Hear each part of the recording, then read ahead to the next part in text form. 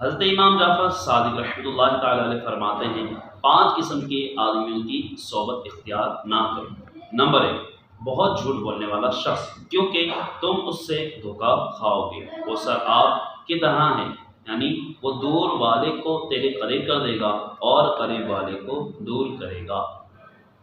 Number 2، بیوقوف آدمی، کیونکہ اس سے تمہیں کچھ بھی حاصل نہ ہوگا۔ وہ تمہیں نفع پہنچانا چاہے گا لیکن تمہیں نقصان پہنچائے گا۔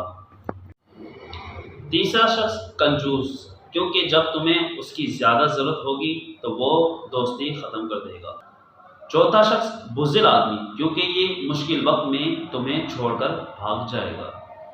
اور 5واں شخص فاسق، کیونکہ وہ تمہیں ایک لقمے یا اس سے بھی کم قیمت میں بیچ دے گا۔ کسی نے پوچھا کہ لقمے سے کم کیا ہے؟ آپ رحمۃ اللہ تعالی نے فرمایا، لالچ رکھنا اور اسے نہ پانا۔